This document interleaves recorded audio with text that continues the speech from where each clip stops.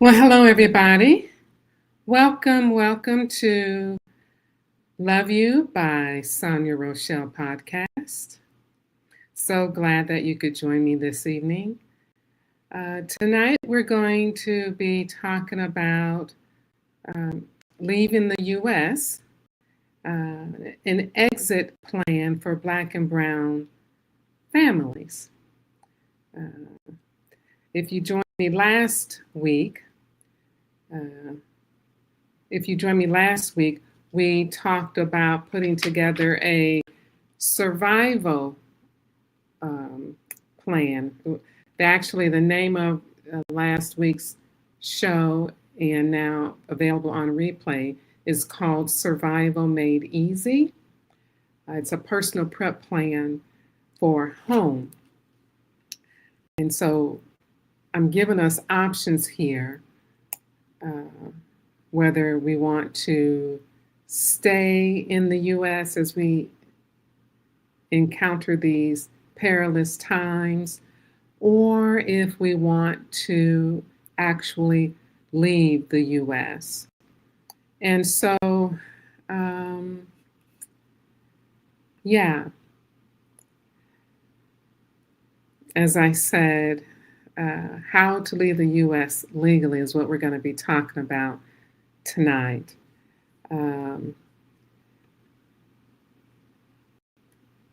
Before we get started, if you all would take a moment, like, comment, share, and subscribe, that would be great. So yeah, without any further ado, let's talk about an exit strategy, leaving the U.S., and how to do that legally for Black and Brown communities. Why do we need to have an exit strategy? Why do we need to have an exit plan? Well, one of the first reasons that we need to do so is for safety reasons. If the cities and the states are unsafe, or if they are occupied, and as you know, currently, many cities and states in the United States are under occupation. What is occupation?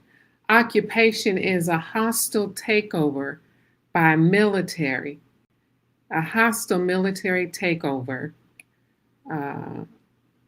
by the ruling authority or leadership of a sovereign city or state. For example, what's happening in Washington, D.C., that is a hostile takeover. It is unsafe for Black and Brown communities. Another reason that you want to put together an exit plan is because we want to be able to have freedom, which is now being encroached upon here in the U.S. You want to have freedom to start fresh elsewhere. And the third reason is, you get the benefit of having peace of mind, knowing that you've got options. We all need to have options. And so that's what we're going to be talking about today, our options. And because sometimes the safest plan is moving abroad.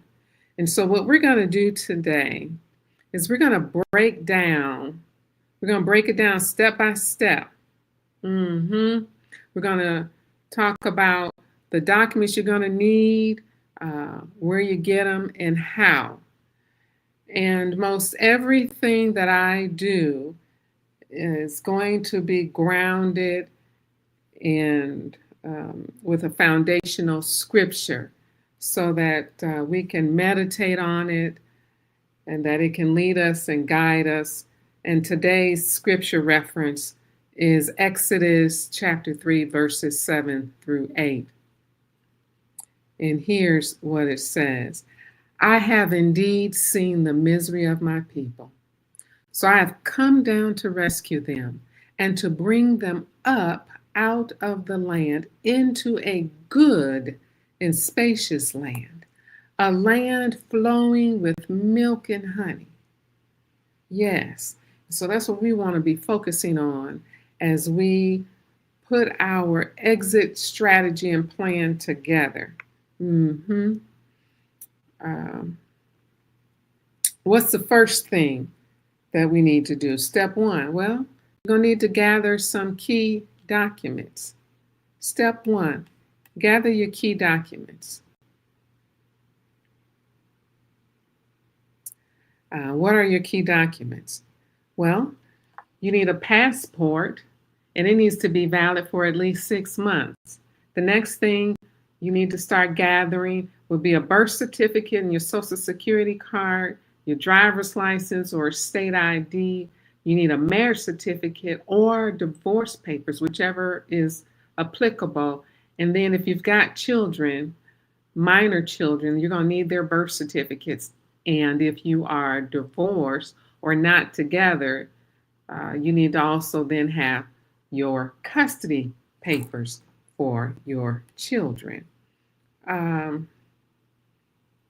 so that's the first step. Step one, gather your documents. And actually, what I wanted to do before I even got started, uh, we're going to take a look at something. Y'all know who Trevor Noah? Y'all know who Trevor Noah is? Trevor Noah is from South Africa, and he used to be a late night TV host. He's a political commentator, and he said something that I think is important for all of us to know and to listen to. So we're going to take a look at it, which it adds validity to what we're doing tonight. Let's take a listen to Trevor Noah.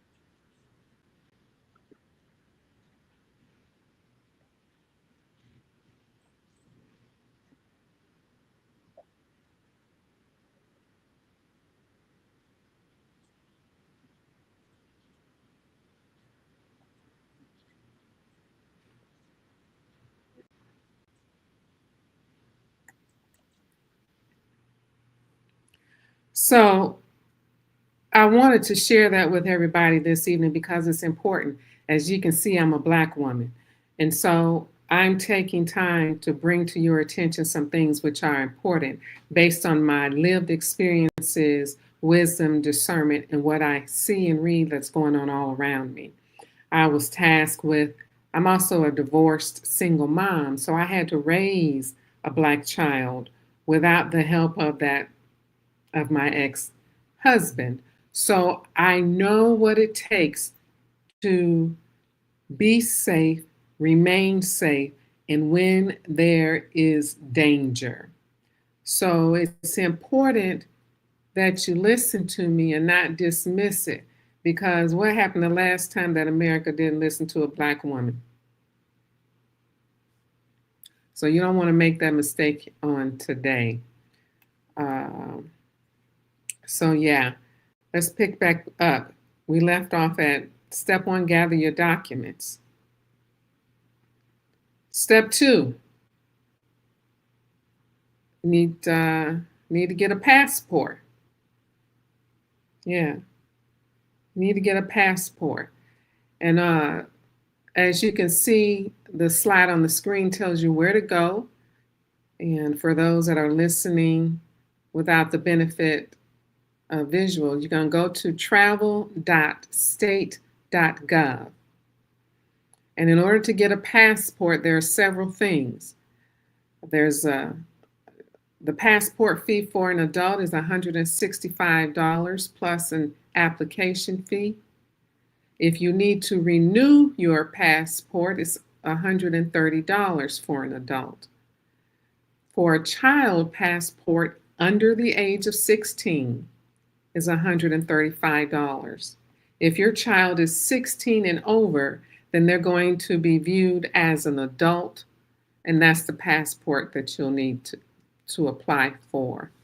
The next thing that you will do is you will apply at a local post office, library, or passport agency. Some of these places allow you to walk in, but most times you'll need to have an appointment in order to get your passport application processed. And the processing time is 6 to 8 weeks. Uh, and to expedite it would be um, to expedite it is 2 to 3 weeks, and that's you'll have to pay an additional $60 in order to do that. Now, those are the fees based at this time that I got the information, but they could vary and change. Uh, oh, Jesus. So what we're going to do now is we're going to take a look at another Black woman, and I want y'all to listen to her. She's going to basically reiterate much more clearer in detail what you need to do in order to get a passport. All right? Her name is Imani, and she travels the world. I want us to listen to what she's saying.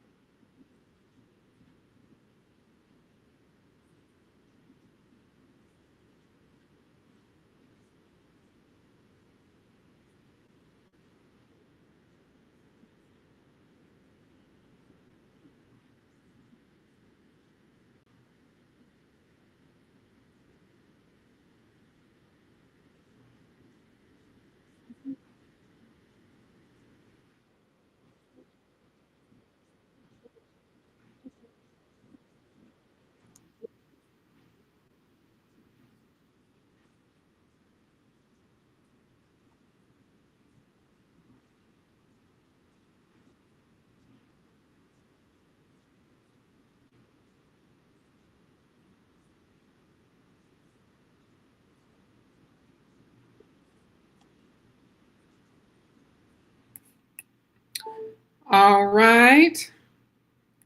Okay. Did y'all get that?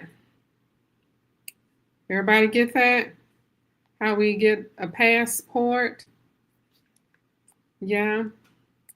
So, what do y'all think so far of the information that's being shared with you? Do you think it's some good information? Is it valuable? What do you think of? Are you planning on getting a passport or renewing your passport? Some of us have to renew our passports.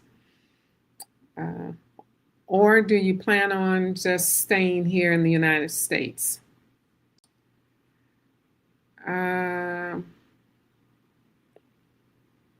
That was really good. I was on my Instagram, and I follow Imani B, and she gives very good, accurate information. And tonight's theme, as in, is really listen to a Black woman, as we try to alert and prepare our communities and then extended communities. Let's look at the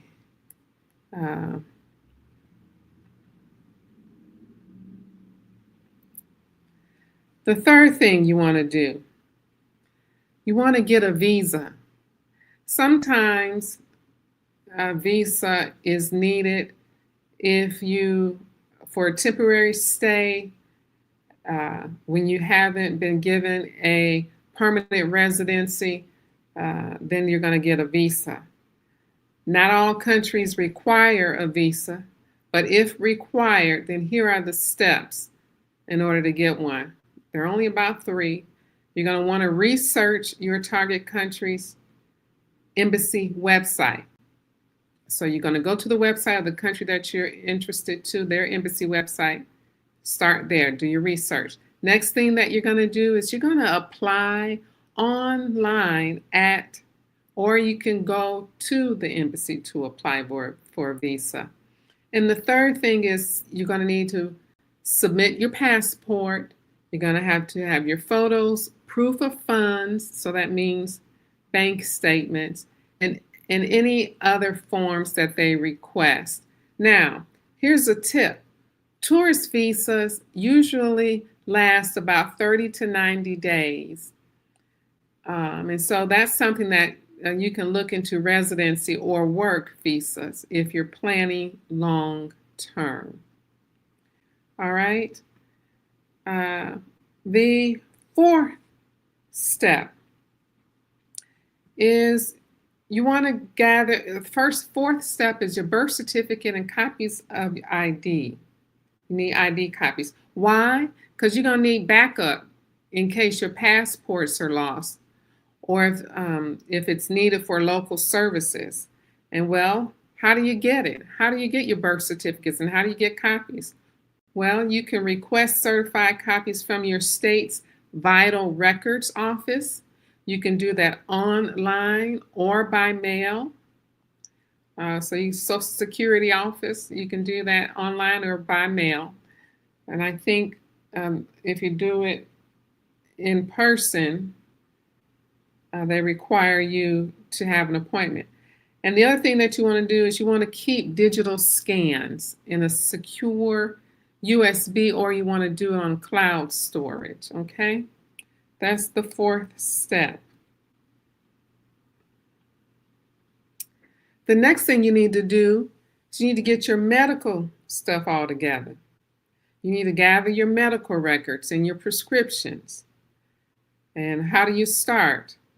Well, you want to go to your doctor and ask for a summary of prescriptions, your allergies and conditions, because last thing you want to do is be stuck abroad, get sick, and you don't have any medical records as to establish a baseline for you or your history, and then you don't have prescriptions. So you want to get that from your doctor. Next thing is you want to get at least 2 to 3 months of medications if possible. Most doctors will write a 90-day prescription. Go ahead and get a 90-day prescription. We talked about that last week when we talked about putting together a personal prep plan for home. We talked about getting a 90-day prescription filled. And then the third thing that you need to do is you want to keep a printed copy in your exit bag, and you also want to keep a digital copy. I think I've been going a little quickly. I probably should have been going a little bit slower to give people enough time to take a screenshot. But if there's any of the steps, if at any time you didn't have a chance to take a screenshot of the steps, you can just go on and rewind, go back in the video and pause it and take a screenshot of what you need. All right. The sixth thing that you need is financial documentation. What to collect? You're going to need to have your bank statements. How many bank statements? You're going to need your last 3 to 6 months of bank statements. Imani mentioned that I think she mentioned that in her video, and I mentioned it in a previous slide about proof of income. You're going to need your tax returns or proof of income. And then the third thing you're going to need are going to be either credit card, debit cards. You're going to need some cash. You want to get your cash in small bills. Now, here's a little tip for you. Prepaid travel cards can be safer than actually carrying around large amounts of cash. And yeah, I think I have one other Black woman I want us to listen to. See if I can bring her up.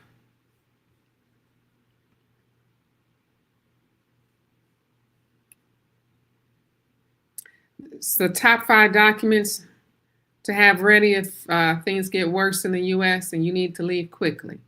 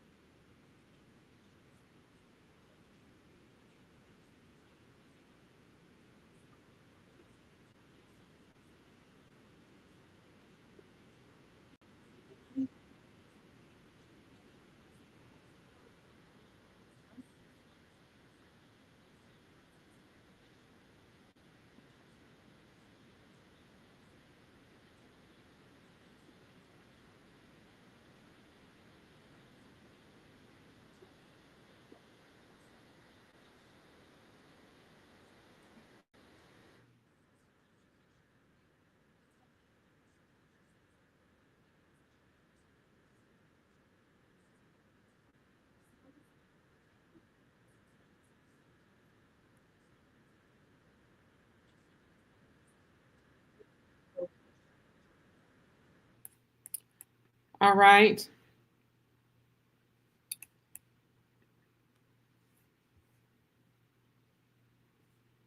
Okay. So far we've covered quite a few things.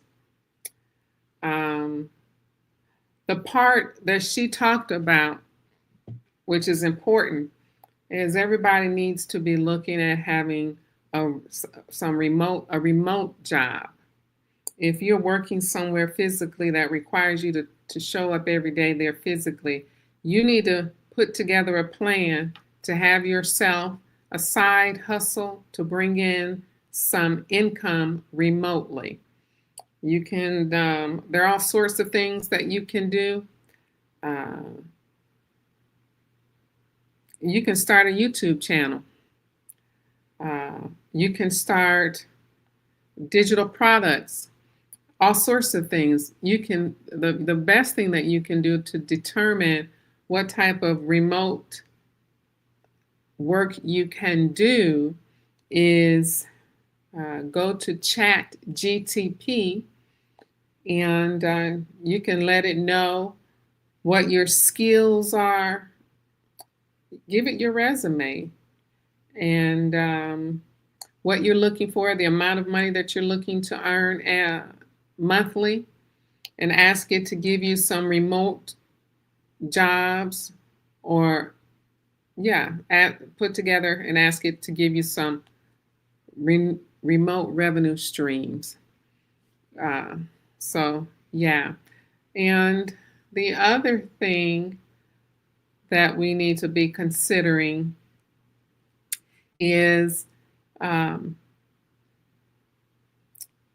when you move abroad as an American speaking English, many countries will allow you to become a teacher. So you can earn income that way in other countries. You can become an English teacher abroad. And that's when you'll need a visa in order to do that. All right, so financial documentation. The seventh thing, money and banking. Well, what do you need to do? You're going to need to be able to open a bank account that works internationally. You're going to want one that works internationally. Having a digital online bank account is cool, but what happens if internet goes down? You can't get to your funds, so you need to open up a bank account in the country that you're considering establishing residency in. The other thing, the next step is you need to keep some cash in US dollars. So you need to keep some cash in US dollars, and then you also going to need to have some local currency too. And then the third thing you're going to need to do is you're going to need to learn how to wire money abroad safely. All right? So that's step 7. Step 8, emergency and backup documents. We already talked about that, but I'm going to leave this up here so you can get a screenshot of what those things are: your Social Security card, driver's license or state ID, marriage or adoption certificate if it's applicable, and educational or professional certificates. Now, step 9, you got to plan your route. You got to choose where you want to go. All right. You need to decide your target country based on safety, cost, language, and visa rules. And then you need to book your flights in advance.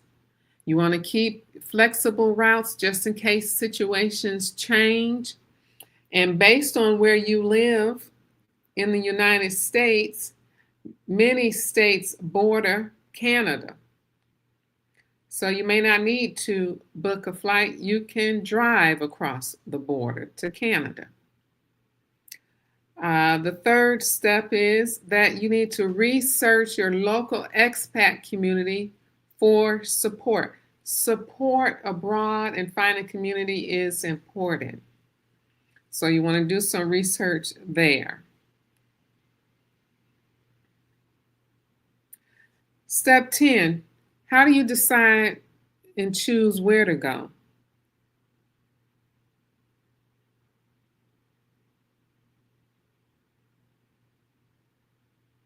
The information on here on that is incorrect, so I'll just tell you.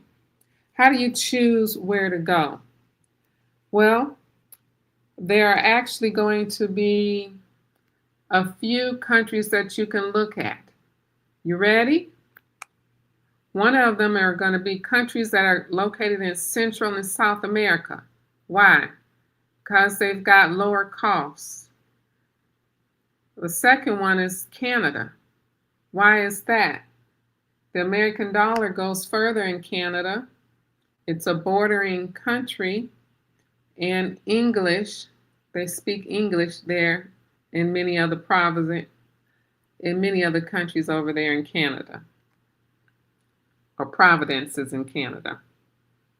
The fourth place for you to consider will be Caribbean nations.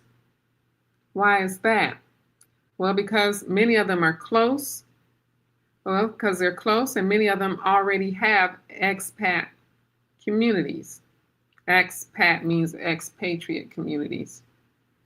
And the fourth place to consider is African countries. Yeah, African countries. Why is that? Why do you want to choose to go to Africa? Well, many of them welcome skilled workers.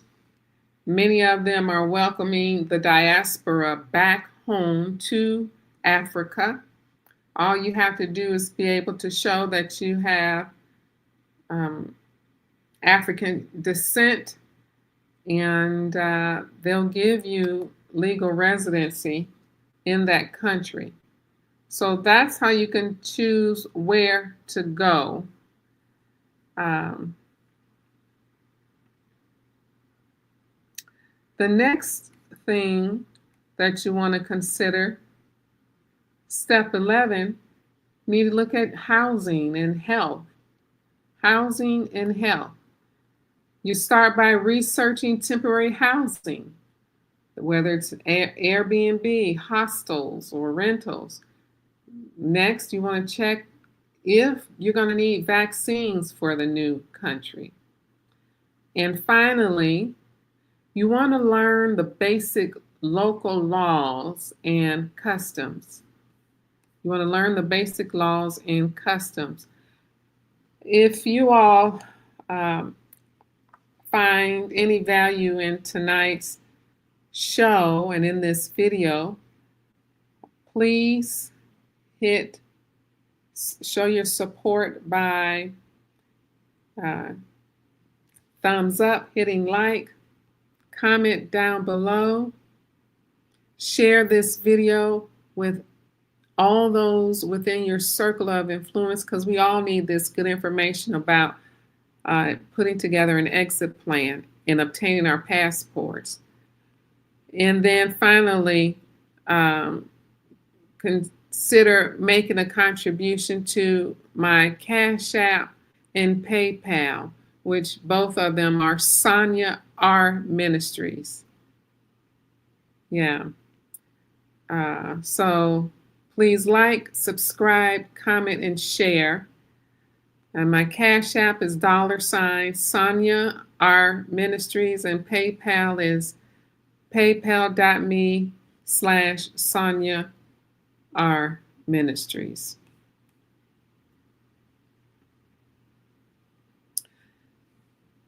And the 12th step is you need to put together a little exit bag for air travel.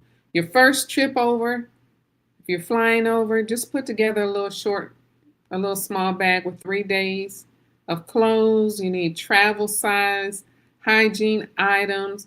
Again, for the core 4, because that's the community that I serve, the core 4 consists of the fatherless, the motherless, those of us navigating mood disorders, which would be depression or bipolar depression, and then firstborns. So you want to get your prescriptions. You want to have that in your exit bag and your medical information. Put some cash in there, your credit card and debit cards. You want to put your passport and your visa in there. And then you want to also put your USB in your little exit bag with backup documents. And then we're going to need to do a little mental and practical preparation because that's a big step when you're leaving your home country and living abroad. We need to get our mental together. And so, how are we going to do that? You're going to prepare for culture shock and logistical challenges.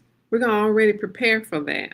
It's going to be similar like when you moved to a new city or when you went off to college or you left home for the first time. What's important for us, those of us that have a mood disorder, any of the core four, quite frankly, you want to keep a simple daily routine once you get abroad. Routines establish stability. So you want to have your meals, hydration, sleep, and basic safety check. You want to have a routine so that you can get your circadian rhythm in order, so that you can get your psychological in order, so that you can get your physiological in order. So keep a simple daily routine once you get over there abroad. And then the next thing you want to do is you want to get out there and start building connections with the local expatriate groups. We're all over the world. We just, once you pick out your country, go on and find where they are and start building connections. Or you build them with the local church. And you want to do that so that you can have support, because we all need support. Everybody needs somebody. Yeah. And so, wrapping up, what are we going to do? Here's a little checklist. Here's what we're going to do this month. This is the 4th day of September. So by the September 30th, we need to have accomplished these 4 things. Want to apply for or check your passport. Apply for or check your passport. Also, let me tell you another reason why a passport's important. If you decide to stay here in the United States, passport is important because it is also used as a valid ID. They're very likely are going to restrict voting in such a way that you're going to be required to have a passport in order to vote. And it's very likely, I want us to move swiftly and with urgency in getting our passports, because it's very likely they're going to shut that thing down. And so while we still have an opportunity to get passports, let's move swiftly and with urgency to do so. So give yourself until the end of this month to apply for your passport or to check your passport to make sure that it's valid. Remember, you need to have at least 6 months left on your passport in order to travel. Then go ahead and pick one country. Pick one country and research its visa requirements. The next thing that we're going to do this month, everyone within the sound of my voice, of the core 4, we're going to gather all our documents and we're going to put them in one folder. And then we're going to back them up digitally as well. And then finally, what we're going to accomplish this month, we're going to create a 3-day ready to go bag. And that's going to be for emergencies or sudden travel. Some people call it a bug out bag, and we'll get into that in my next video. But yeah, that's what we're going to do this month. All right. So, what are your personal action notes? You're going to go ahead and take a screenshot. What country I want to research? What documents do I need to update? And what is the deadline for my passport? What's the deadline for my passport? If you have a current passport, what's the deadline before it expires? Remember, you need to have at least 6 months on it. So, yeah. And then finally, as we bring this to a close, I want to leave us with 3 scriptures that are based on 3 scriptures for safety, for exit, and a better life as we endeavor on this journey together as a community. Exodus chapter 3, verses 7 through 8. I had that on, I think, one of the first few slides. And that's important because there it talks about that God moves his people from oppression to safety and abundance. Yeah. Psalm 37, verses 3 and 4 talks about dwelling in a land where safety and provision meet faith. And then Matthew chapter 2, verses 13 and 14. This is where Jesus himself, Jesus' family, they had to flee danger for safety in another land. So those are our grounding scriptures. Take a screenshot of that. Meditate on those 3 scriptures as we prepare ourselves for leaving the U.S. and our exit plan for Black and brown families. And so I hope that this has been of value to you on today. I'm going to encourage you to watch the first video on this series on preparing ourselves, which was Survival Made Easy, a personal prep plan for home if you're not able to leave the country. I'm going to, you can just click the video. I don't know if it's going to be on the left or right side, but you can click that video. I'll have it so you can look at it if you didn't catch it. And so, yeah. Let us get our passports. Let's move diligently in doing so. And let's get that accomplished by the end of this month. All righty? This is the day that the Lord has made. Let us rejoice and be glad in it. TTYL. God bless you. Love you. Love yourself and others unconditionally. I'm Sonya Rochelle, driven by truth and transformation.